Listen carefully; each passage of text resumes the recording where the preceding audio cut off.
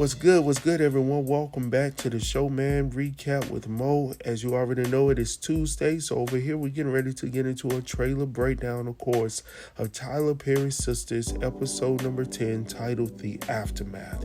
But before we get into this thing, make sure to like and subscribe to this channel so you don't miss shit in it that's going down right here, alright? So let's go ahead and jump into it real quick. I ain't gonna hold y'all long.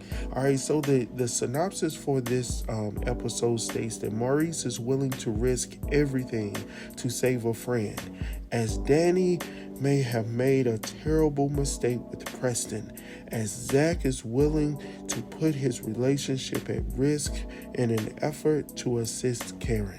Now that we got that out of the way, let's go ahead and get into this trailer breakdown. So we start this trailer off with Logan and Maurice, where in the previous episode, Maurice came in and conveyed to him that he wants to admit that he and Q were the ones that robbed the bank. Now, of course, Logan is like, hold on, wait a minute.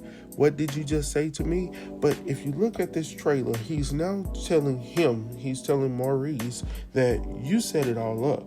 You did the plan. So obviously he don't want to miss out, because as we already know, Logan has received a promotion for this, so he don't want to mess up what he got going on, and he's already threatening Q that if he messes this shit up, then we're going to have a whole different situation. All right, because I'm still trying to understand wholeheartedly how in the hell is Logan able to use a witness such as Q and all of this stuff that's going down. Secondly, with all the tape, the evidence, and all of this stuff, I'm just not sure how this is working out in the favor of Q being an eyewitness and essentially getting away without any repercussions at all. I'm still trying to understand this. But anyhow, Logan is like, no, you were the one that set all of this up. Maurice is like, yes. Like, okay, you took one for the team. You came in.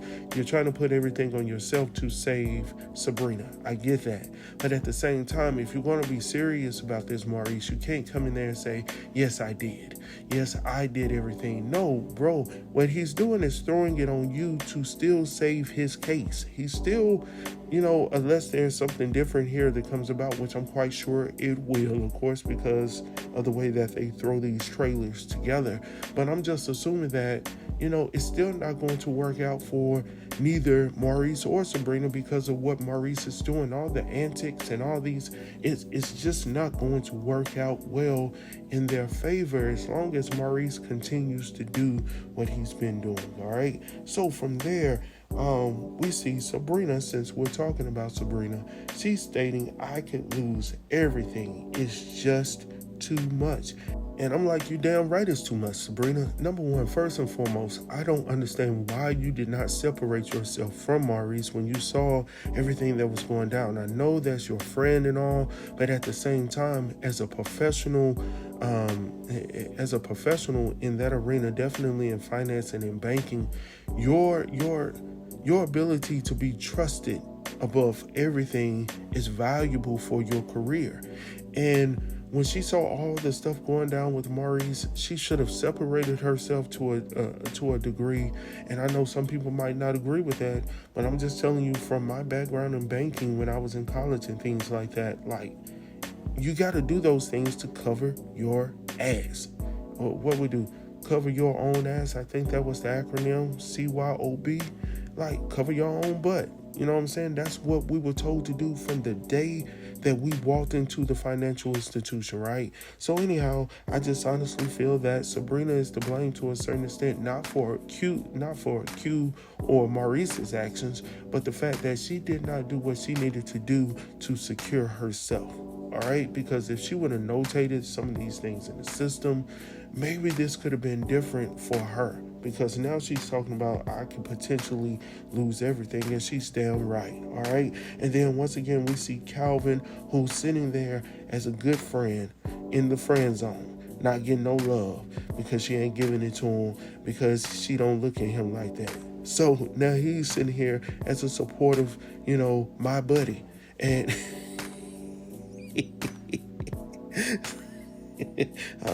I'm sorry, y'all.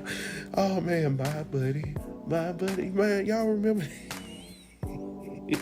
Anyhow, going on from there, we see Fatima. Now, she is in the office talking to Andy. Now, we know in the previous trailer at the end of the episode, Andy was going in on Fatima, talking about you damn right, you were wrong, whoop, whoop, whoop, we get that. But now all of a sudden, Fatima's like, so what? Now you're on a dating app? And Andy is sort of like, she's shining right now. She's feeling good about herself because she's taking the next steps to get away from Gary. All right, but she's still living in this man's house. Or is it her house? Either way, don't nobody give a damn. So anyhow, moving on from there, we see Pam. And Pam is now talking to Aaron all of a sudden, and she's telling him that Aaron is going to, not Aaron, but Zach is going to give Karen the money. He's like, I don't think so. So once again, we have another brother who's concerned about another brother's finances, what he's going to do with his finances. And look, if you want to help out, help out. But don't get mad if another brother is trying to help out your woman or your so-called woman or not woman. I'm not sure. But either way, Aaron is feeling some type of way about Zach because he feels like Zach is in the driver's seat right now to win his woman that doesn't want him. So anyhow... going on from there, we go from petty to petty more when it comes to Gary and Hayden. Now, as you all know, I've been rooting for Hayden for the last couple of weeks. I'm not sure if this episode is going to be the end of that. But anyhow, we see Gary coming over to see Hayden. And Hayden doesn't look too pleased to see Gary, so obviously that conversation is not going to go well. And we hear later on where Hayden is like, what in the hell is wrong with you, bro? Like, so I'm not sure if Gary is still going on and on about his situation with marrying Tamara or whatnot, or the fact, like I stated before previously in my last video, if you have yet to check that out, please go back and check that out to hear my thoughts on it, about how Hayden was not going to follow through with the annulment or not, whatnot. So that's my thing, and I honestly feel that he's going to tell Gary that, look, I'm not going through with the annulment. I'm just going to let it work out, let the chips fall where the chips fall, and try this out for 30 days or whatnot. And Gary is like, bro, that's not the smartest thing to do.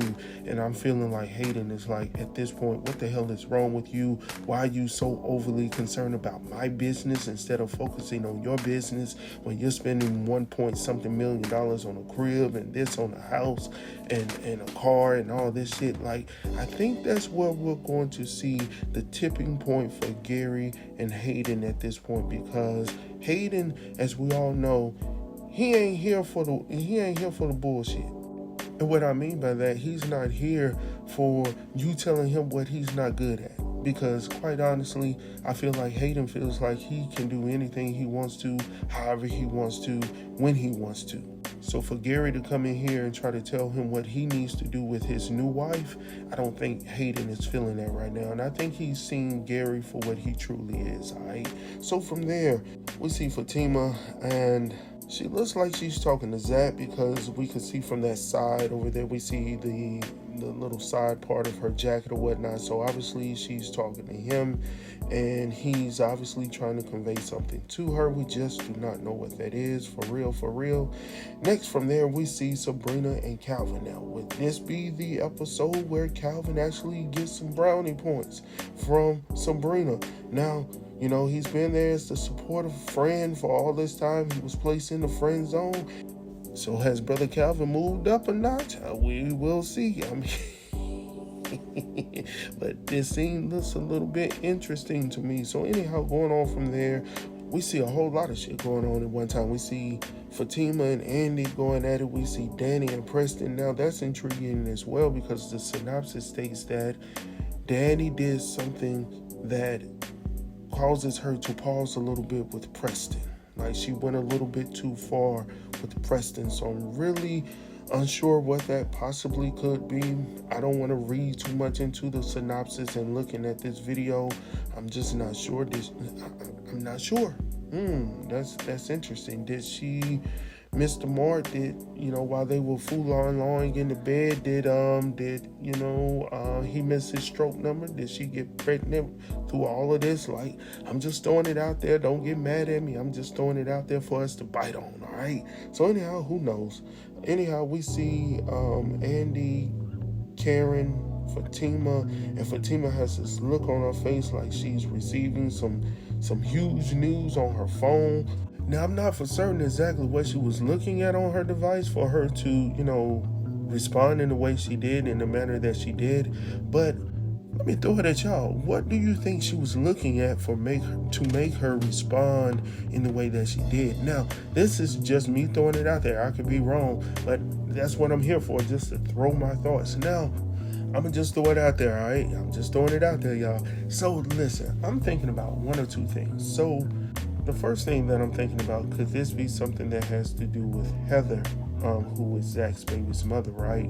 So we haven't seen Zach's son in a while, and everyone has really been talking about the whole fact that we haven't seen him in quite a while now. And I thought at the very beginning of this season, that was something that we were going to really tailor this, this series around a little bit in getting Zach back in touch with his family and taking care of some of those areas where he has neglected. But up to this point, we have yet to see that, come full circle and whatnot. So I'm just thinking, could Fatima be looking at something that could potentially change the outlook within this show? All right. And it just so happens it could be something with Heather. It could be something with his son. It could be something within that context. All right. My second thing is, did she find out something that pertained to Karen? Now, I don't know what that is. It could be something that happened at the salon. It could be something about the paternity. It could be anything. Did she have somebody on the inside looking into Karen? Who knows? Because you already know Fatima's background, her family background. Like, they always into some investigative type of alright? So anyhow, those are my thoughts, man. With that being said, please like and subscribe to this channel so you don't miss shit snip that's going down. Make sure to hit that thumbs up down below so you can help a brother with the algorithm. And as always, I'll see you guys soon. Peace.